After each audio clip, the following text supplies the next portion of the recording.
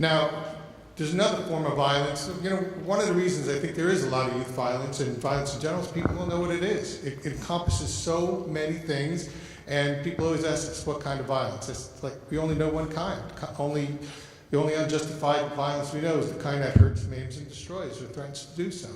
And suicide is very much violent. As a matter of fact, twice as many, sometimes 3 times as many youth or adults die every year by their own hands, by their own violence, than by a stranger or by somebody else they know. So it is definitely part of the violence argument, and it is most definitely part of the youth health argument, and it has to be part of the prevention argument too. Fortunately, we have an expert to talk about it. Dr. Umar, who's on our advisory board, is at the University of Kentucky Adolescent School of Medicine, and they started a group called Stop Youth Suicide.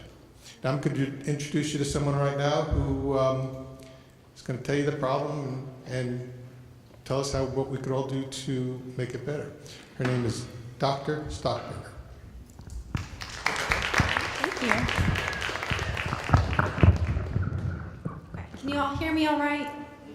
Okay, so welcome this morning. It's so exciting to see students and a number of adults who lead community organizations and are very involved. I think it's wonderful that there's this forum that we can all get together and talk.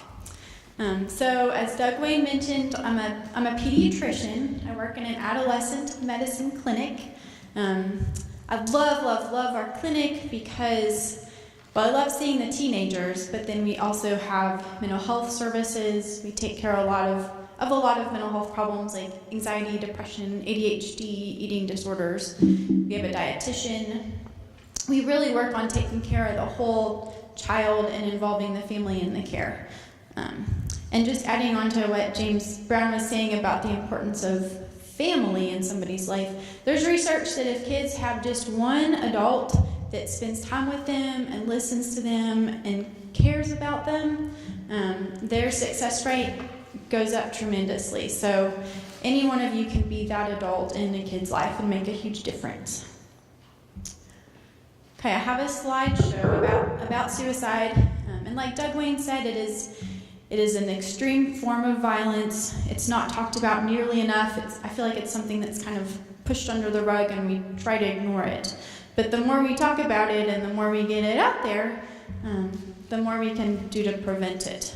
And there's also research that says when we talk about suicide, it doesn't make people more likely to do it. It's like in our clinic, we always try to talk to the kids about sex and drugs and alcohol, and talking about those things, there's lots and lots of research. Talking about it and bringing it up does not make it more likely to happen. So it's okay to talk about these things with your kids. It's okay to ask them what's going on, what are they doing with their friends, how are they feeling. The more you talk about it, the better things will be. Okay, these slides illustrate how common suicide is. So in the United States, the number one cause of death in teenagers and young adults is accidents. The second cause is homicide, and the third is suicide. It's different in young black males, though. They are more likely to die of homicide than accidents, which is unfortunate because in so many cases it's preventable. So we're losing tons of young people all the time to preventable causes. Next slide, please. Okay, this slide shows that as many people die from suicide as from armed conflict and homicide. So all violent means. Next slide. Okay.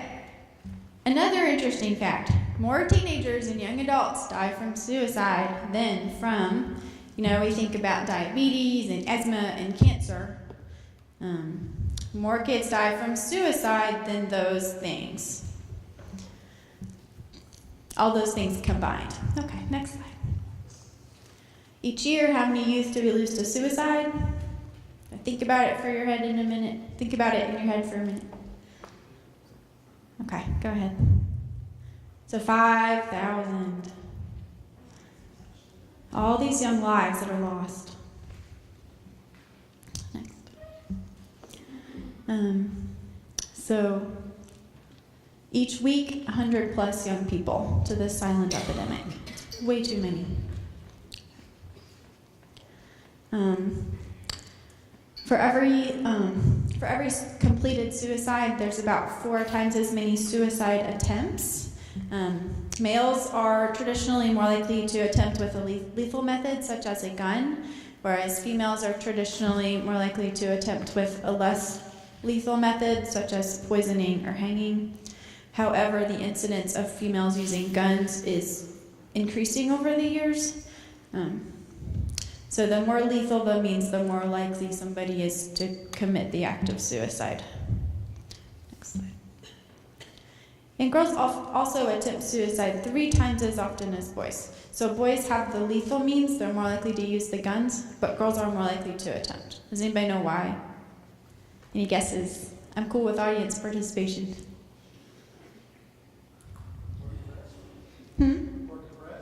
More depressed? Yes?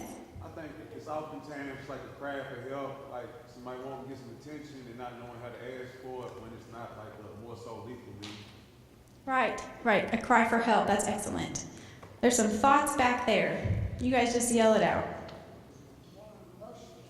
Emotional.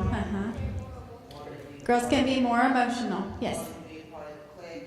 Wanting to be a part of the clique. Yeah, I think those are all excellent answers, and I don't have the perfect answer for that question. I don't think we always know why girls attempt more, but I think those are all excellent thoughts and all contribute to the reason.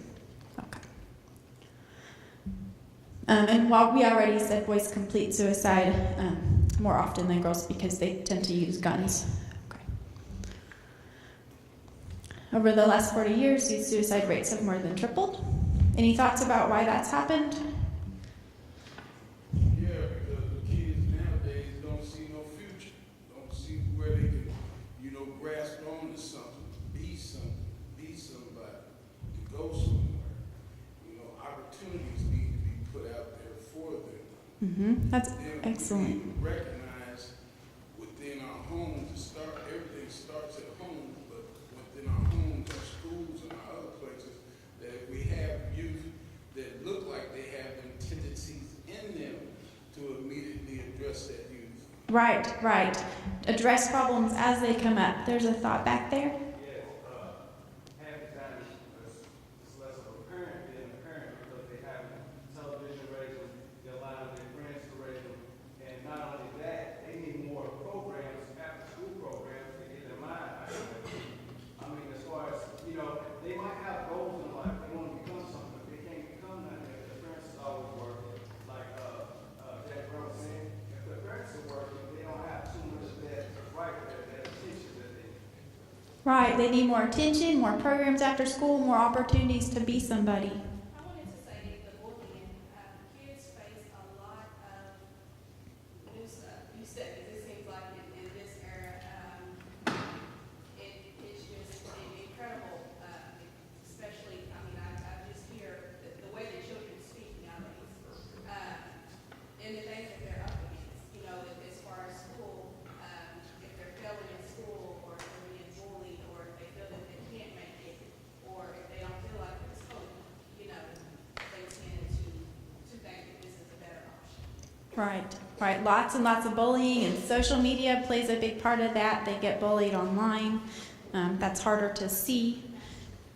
Right. Kind of lose hope. Excellent. I think those all contribute. Next slide.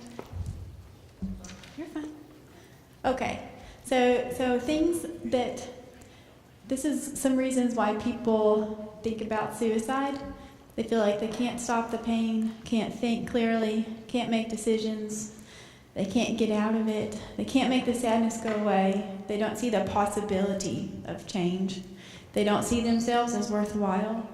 They can't get someone's attention, and they can't see to get control. They might be really depressed and can't see beyond these things. So next slide. All right. I got a question about the last one. Yes. The suicides are happening, how do we get all these reasonings when this person Right. How do we know all this stuff? Is this all scientific, or is this a group of people who put all this together? How do we know all these are the reason or the rationales that kids are doing what they're doing? Right, that's a good thought, because if somebody's already committed suicide, how do you go back and say, hey, what were the risk factors? But there is research about people that have suicidal thoughts and have made attempts, but they aren't fatal attempts, fortunately. So they can go back and look at those people and what they were thinking and what's been going through their head. Okay. This is an incident in 33% of suicides for teenagers, there's no known mental health history. There's just something that happened that day, and teenagers are very concrete thinkers, which means they can't think, oh, tomorrow things are gonna look better. Maybe my boyfriend dumped me today, but right now that's the end of the world. Life's not gonna go on. And that's what they think in their heads. So that makes them at risk for suicide. They might have no other depression. They're not a kid that's wearing black all the time. Something just happened that day. So this person was 16 years old. He was suspended from school. He went home. Mom didn't listen to him. Mom just said, you're grounded. He went to the basement, found his father's rifle, and shot himself. See how all those sequences just happened? The kid felt like nobody's listening to him. Nobody cares. My life is over. This is another incident. So having access to a means, like guns, having access to guns, greatly increases a patient's or a person's going through with committing suicide. Dr. Omar has a really great story of a teen that he saw who was in a similar situation, like something went horribly wrong at school, like girlfriend dumped him. He went home, he looked for his father's gun. It took him about an hour to find it. He couldn't find the ammunition. It took him another couple hours to find, and by the time that he found the ammunition and the gun, he was like, I've changed my mind, I don't want to kill myself. Enough time had gone on that he could kind of remove himself from the situation and think beyond it. So it's so important. As a pediatrician, we always like to talk about, if there are guns in the home, always keep them locked up, keep the ammunition stored separately for this reason. It's so important. And it's not my job to say whether you should have guns or not, but it does make somebody more likely to commit suicide if there's guns in the home, and especially if there's access to them.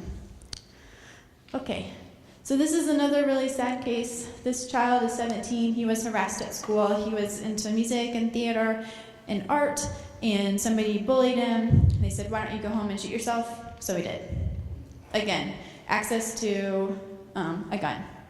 Okay, next slide, please. This points out people that are 0 to 17 years old. Again, same-day crisis, 33% of them commit suicide. If you have a teen in crisis that day, don't ignore it. Help them out, and we'll talk about things to do. Adolescents are all impulsive. We know that. They do things without thinking. They think they're invincible. This leads to increased suicide risks. Okay, go ahead. We talked about all of those things. So things as a physician I look for when I see kids who are going through a bad spell, things that greatly increase their risk of completing suicide. If they have been recently discharged from a psych hospital, they're like 280 times, if they're discharged in the past week, to commit suicide. So that's always a big red flag. If they've ever tried to commit suicide, been discharged from a psych unit in the past year, substance abuse, firearms available. If they've attempted previously, they're at risk for attempting again. All things to look for. Go ahead. Education, that's what we're here to do today, to educate. Go ahead. So we're all here. We've got youth, parents, educators. We are all part of this triangle to help prevent suicide and to keep kids to be successful, to help kids be successful. Okay. So we want to dispel myths, educate, and look for warning signs. Go ahead. We can increase awareness through seminars like this. I know I've gone and talked to churches before. I've talked to the media before. And a lot of civic organizations are out there kind of in the trenches doing work. Okay, so here are the myths. talking to somebody will increase their risks of committing suicide. We talked about that. It's not true at all. Just bring it up. Ask them. If you see somebody that looks depressed and down, it does not hurt a bit to say, are you having thoughts of suicide? Have you thought of suicide before? Have you had attempts before? Everyone that comes through our clinic, we routinely screen them and ask them these things. So these are all signs of concerns. If you have a student in your class that's saying they get a test and they say, life's not worth living, I just want to die, you have to really take it seriously. It might just be an offhanded comment, but you really have to take it seriously because they might go home and try to make an attempt. You just never know. If a child, especially girls, will make final arrangements, they'll make funeral plans and talk about them with their friends. So if a girl is doing that, that's a huge red flag. If a person is going around and giving away their prized possessions, like their driver's license or their favorite posters or books or music or whatever, that's a big red flag too. Yes? I've also heard if they stop taking their medicine, that's a sign that they want to be fully aware and alert to the pain and the emotion of the final act. Right, yeah, that's another big red flag too. Sometimes when people make the commitment in their head that they do want to die, they feel like they've resolved things and they'll briefly seem better, but that can also be a sign that things are worse actually. So these are things that they might say, I wish I was dead, I'm going to kill myself, you won't have me around much longer to bother you, I would be better off dead. It might sound like offhanded thing, but again, please take it seriously. You never know. Go ahead. 1 out of 3 completed suicides are not the first attempt. Take even half-hearted attempts seriously. Like if I have a child that comes to me and says, I tried to suffocate myself with a pillow, I might be thinking, hopefully that's not a very lethal means, but it's a cry for help. It's a cry. They tried to do that for a reason, like something was going through their head and they need help. Okay, and never let a teenager or somebody keep the attempt a secret with you or the thoughts a secret. Don't say, I'm going to tell you this, but you can't tell my parents or you can't tell my friends. Always tell. As one girl said, I'm not sure if there's a slide or not, but it's better to have a mad friend than a dead friend. So don't feel like you're tattling if your friend says they're going to kill themselves, right? You want them mad at you, not dead. Okay. This is other out of character behavior. The person might be a straight A student and now they're getting all C's. They might be not keeping up with their personal hygiene like they used to. What else? They might not have as good relationships with friends. And changes in sleeping and eating habits can also occur. Yes? I came late, I got a question. Yes, go for it. Cultural suicide. What culture, like black versus Caucasian versus Hispanic, is there any statistics on it? You mean like the method of suicide or just general suicide? Just general, I don't care how they do it. I mean, So the most likely groups to attempt are Alaskan Natives and American Indians. They are the most at risk of suicide. And actually, I was reading recently, African American females can be actually less likely to be at risk of suicide attempts. And the thought behind that is there's maybe some support, like family, relatives, aunts that are around. I find that interesting. can you hit me with the black, Hispanic, Caucasian that we deal with every day? I deal with these kids every day. I just want to see what these statistics look like of this happening. You know, the Alaskans, I haven't had an Alaskan in 15 years. Right, I right. want to know the kids that I'm dealing with. Like the black versus Caucasian that commit suicide. I honestly don't know that off the top of my head, but I can look it up and get it for you. That's all right. I'm going to leave you my numbers so you can tell me. Okay. And we have a card out here too, adolescent medicine. So feel free to contact us or send any kids our way that seem to be at risk. But that's a good question. All kids are at risk. I know that. I know you do. There's a question back there. Yeah, I kind of understand what he's saying because there used to be, at one point in time, it's unheard of for our youth to commit suicide. And all of a sudden now, we're seeing more and more of our kids committing it. Versus for the Hispanics, there's not too many that does that suicide. But it seems like they're going on the same trail that we are. Are you seeing these same things where there are more African American youth, and is it more female or is it more male? It's more male. The African American youth are less likely to commit suicide. It still happens, but it's less likely. So it's more male and then Caucasian, and I feel like Hispanics are lower down on the list of risks. So in the last maybe 5 to 10 years, you see a growth in that? Yes, increase. There's a general increase in youth suicide, kind of across the board. Yeah. Good questions. These are more, we already talked about all these final arrangements that the kids can do or the adults. Next slide. So again, if you have any doubt of a young person's concern, you need to get them professional help immediately. Don't keep it to yourself, get them help.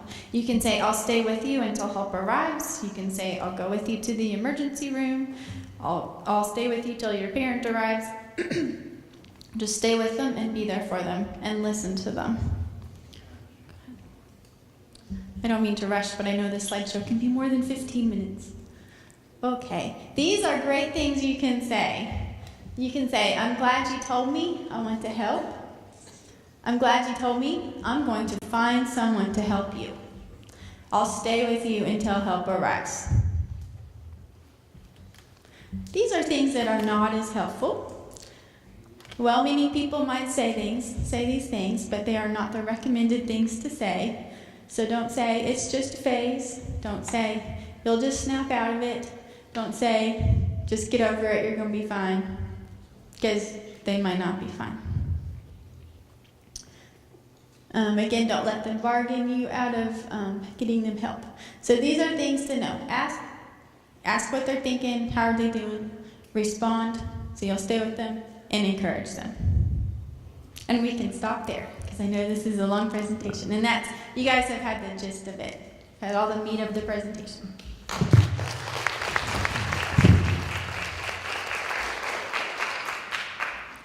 I'm alarmed. This is a lot of bad news you're bringing here, my gosh. I mean, everybody has thoughts like that. I need something simple. I mean, who knows? I think beyond race, suicide affects everybody, just like violence does, but what can I do today to check on my youth? I'm still clueless. What's the one thing I could do? So spend quality time with the youth in your life.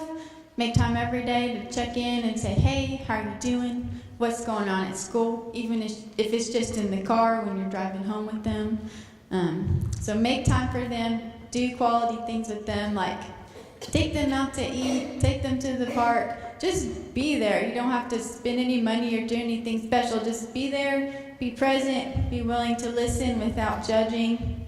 Just be there for the kids. And that can make such a huge difference.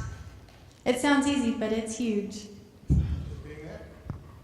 Just being there? I mean, that reduces suicide attempts just by the adult being there? So you mean it's the adult's fault, maybe? No. Is there any other questions? I got to add on to what Please, why don't you use the mic so the camera can be here.